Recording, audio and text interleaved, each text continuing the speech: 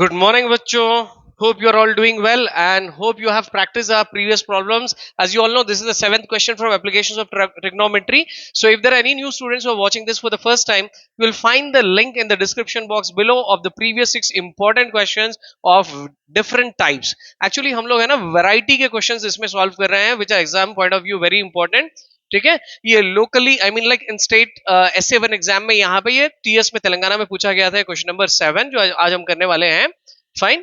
So this is not just for Telangana, this is all over India पे जहां पे भी आपको हाइट्स एंड डिस्टेंसेस यानी एप्लीकेशन ऑफ ट्रिग्नोमेट्री की जो कॉन्सेप्ट है, चाहे वो कर्नाटका हो, महाराष्ट्र हो या whether it's the central syllabus, everywhere you will find this is a universal topic. Okay, so to let's begin with. So ये जो ब्लू कलर में जो टेक्स्ट होता है, as you all know, this is a information.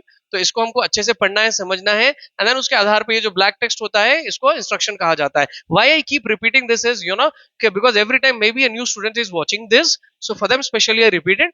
So let's try to read this completely till here one time, and then second time में हम क्या करेंगे, इसको जहां भी separators होते हैं, separators यानी कि जहां full stop होता है या फिर then you have and या comma, वहां तक हमको break करके analyze करना है, and then after analysis of it we have to draw the figure. हमको इसको figure बनाना पड़ेगा और फिर so on the next steps which I am going to tell you. To start with, it says a 1.5 meter. Before reading further, मैं आपको बता दूं ये क्वेश्चन थोड़ा सा ट्रिकी है. Okay, you need to pay your closest attention. A 1.5 meter tall boy, okay, a boy whose height is 1.5 meters is looking at the top of a temple. He is looking at the top of a temple which is 30 meters in height. This is the height of the temple which is specified. Where is he looking from? From a point at a certain distance. That means the observer is at a certain distance, certain in the sense some distance from the temple. Okay, let us imagine ke yahan pe in front of me there is a temple and I am the observer. I'm standing right now at this position. Okay, mano main yahan pe thera hu, to let's name this at point A, and this is the temple, that is point B. I'm looking at the top of the temple, right? So which is 30 meter in height. The height of the temple is specified 30 meter in height. We'll come back to it, हम उसको वापस आएंगे. मैं थोड़ा थोड़ा सा आपको बताते जा रहा हूं, हमको दोबारा फिर से पढ़ के कनेक्ट करना है, फिगर फॉर्म करना है. The angle of elevation for the new students refers to when you look up at certain height, whether it's the top of a temple, top of a tree, top of a tower, कहीं पे भी देखो, top of a building. So आपकी ये जो line of site कहा जाता है, आपके ऑब्जर्वर से जो ऊपर की तरफ देखते हैं उसको लाइन ऑफ साइट कहा जाता है. इट मेक्स सर्टेन एंगल, यहाँ पे कुछ एंगल बनाया जाता है. ओके, वो एंगल को कहा जाता है angle of elevation. Elevation generally means height. Okay, ऊपर की तरफ. So the angle of elevation from his eye to the top of the crown of the temple. You are looking at the crown of the temple. Temple पे जो crown होता है वहां पे देख रहे हो, it increases, the angle increases here. Okay, the subject, remember यहाँ पे subject यहाँ angle of elevation है. The angle of elevation increases from 30 to 60. Okay, so क्यों 30 to 60 बढ़ रहा है? As he walks, he, the observer, the boy walks towards the temple. He is not standing at the same point and looking at the temple. देखो कि maybe the boy is here initially. From here he looks at the top of the temple. यहाँ से वो temple के top को अगर देख रहा है, this is the point of observation. यहां से वो टॉप को यहां पे देख रहा है. So here he makes an angle. यहां पे हम एक imaginary line draw करते हैं, because this is the ground boy. Then he walks to some distance, let's say C, and this is the temple over here B. Okay, ये यहां से angle observe कर रहा है, तो initially the angle is 30 degrees. We'll come back to it. And then when he walks further, यहां पे जब आ जाता है, यहां से जब ऊपर देखता है, so the angle of elevation changes. दोबारा पढ़ के देखेंगे हम, don't worry. 1.5 meter tall boy. This is boy right now. His height is 1.5 meter. It's better we write it over here. 1.5 meter. What he does, he is looking at the top of the temple. This is the top of the temple. He's looking there, which is 30 meter in height. This is the height of the temple, which is 30 meter. It is specified. So let's say, okay, this is 30 meter. From here to here, this distance from this point to this point. We'll do one thing, we'll better we already have taken the points as A, B, C, so let's name this as point D. Okay, distance from here to here is 30 meter. What had happened, he's looking from a point at a certain distance. He's looking from a point, okay, एक point से देख रहा है at certain distance. Certain in the sense some distance से देख रहा है at the top. फिर फर्दर आगे क्या हुआ, the angle of elevation from his eye to the top of the crown of the temple increases from 30 to 60. The angle increases, elevation angle from 30 to 60. When he was initially watching, it was 30 degrees. Okay, आगे जाके वो 60 हो गया. क्यों 60 हो गया? As he walks towards the temple, कि वो सेम पॉइंट पे अगर ठहर के देखता तो 30 होता. As he is walking further and standing again looking at it, so the angle increases, right? Let's say he's at this point C and he's observing here from here. So this time the angle made, that is the angle formed, is 60 degrees. ठीक है. So अभी angle of elevation change to 60 degrees. तो अभी आपको करना क्या है? Let's analyse. Information हो गई यहां पे. Find the distance he walked towards the temple. This is the distance from this point to this point. Will do one thing. The distance covered और the distance walked towards the temple is this. ठीक है.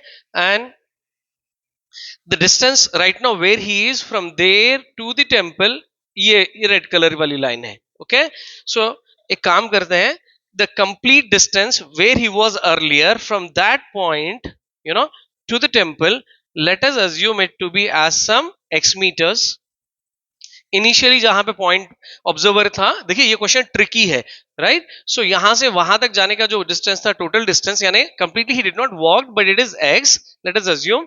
And right now he is at a point C. From here he is observing to the top of a temple. So यहां से यहां तक जो distance होगा, let us take it as some 5 meters. Okay, and this is we are supposed to find the distance moved from this point A to point C, first point of observation to the second point of observation, where the angle increases from 30 to 60.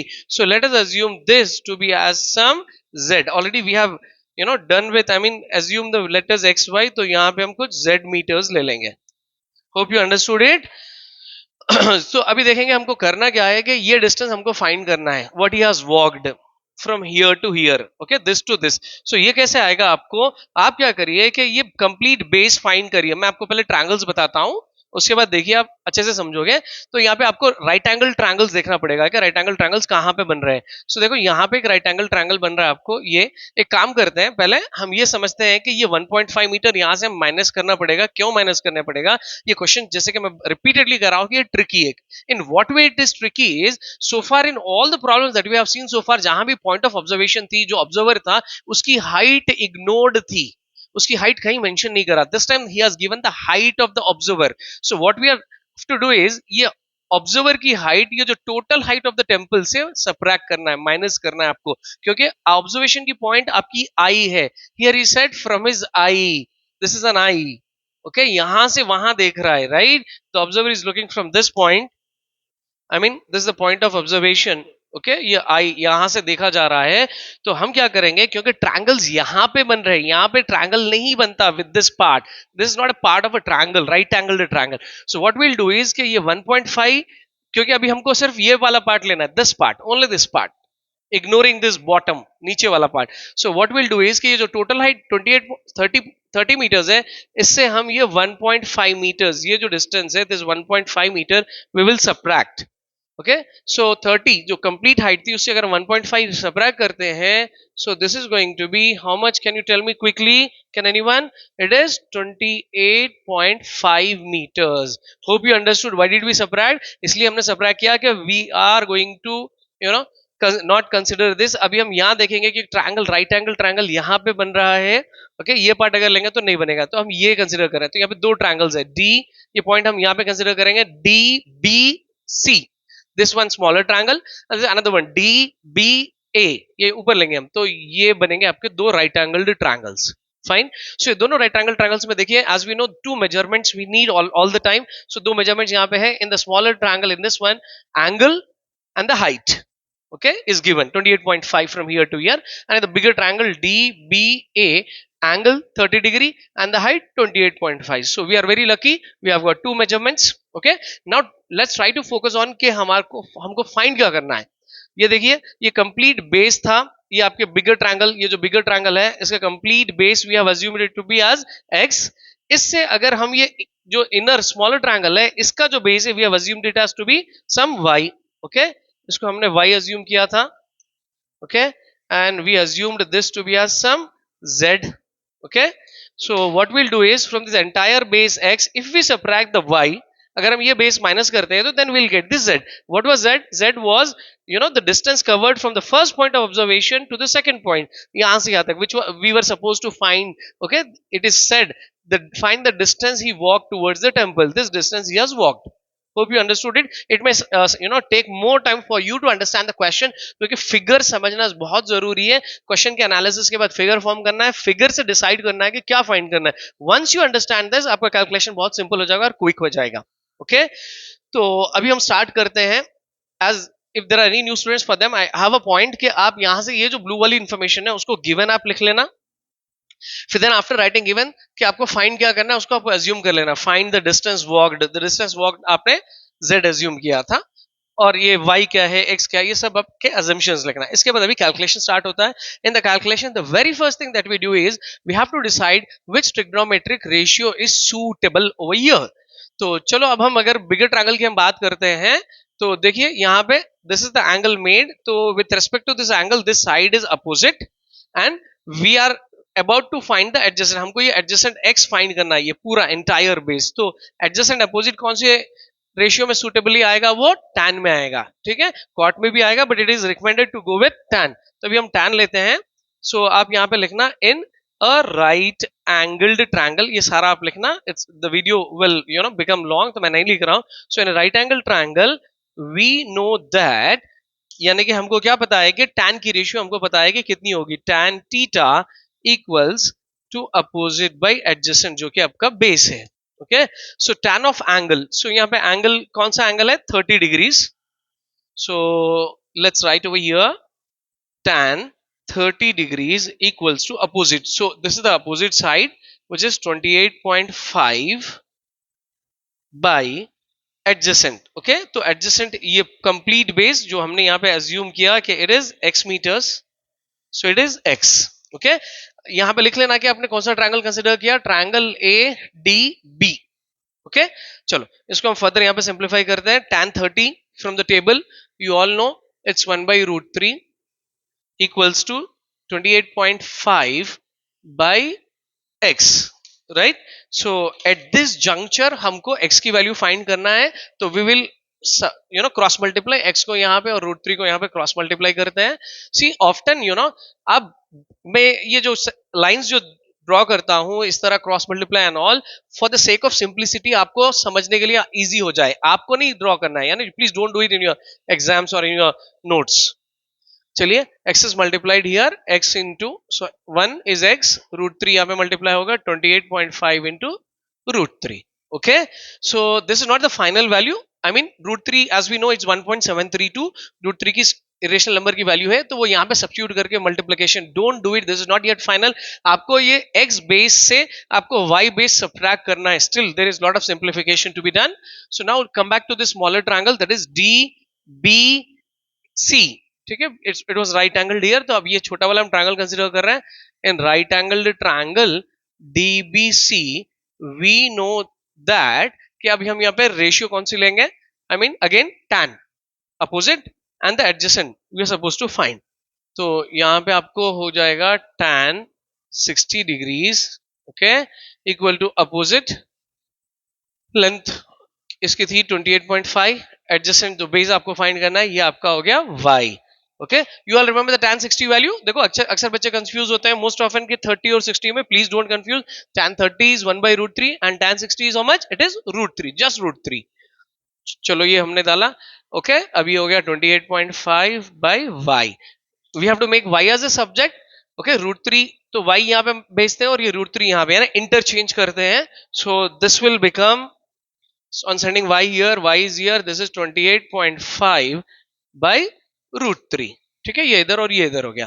देखो अभी आपको क्या करना है, आपको x जो value आई थी, the complete base of the bigger triangle, from there you have to subtract this y, the smaller base has to be subtracted. Okay, so अभी हम कर रहे हैं कि x minus y.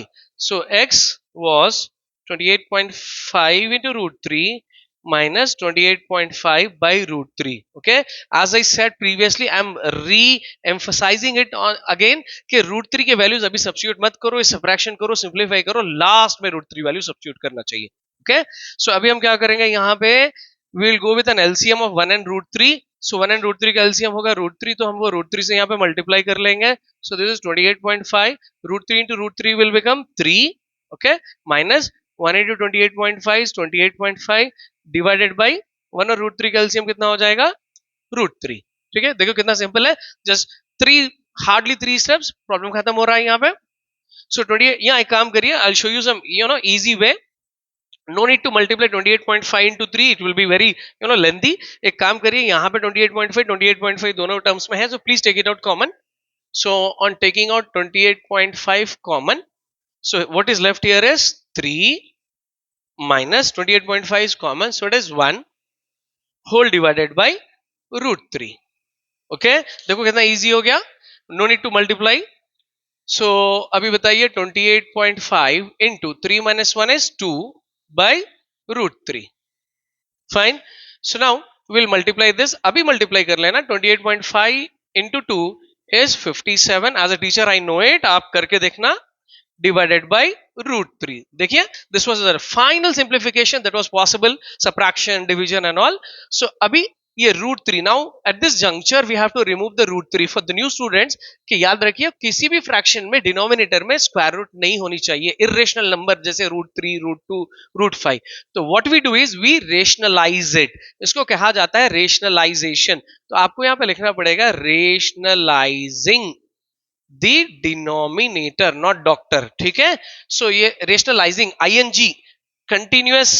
Okay, present continuous ing में लिखना. अगर आप लिखते हो यहाँ पे rationalize, तो it is like you are instructing your teacher और एग्जामिनर को आप इंस्ट्रक्ट कर रहे हैं rationalize, do it. नहीं, rationalizing, I am rationalizing it. so on rationalizing, कैसे rationalize करते हैं हम इसको? 57 by root 3 multiplied and divide by the same, उसी से मल्टीप्लाई और डिवाइड करते हैं.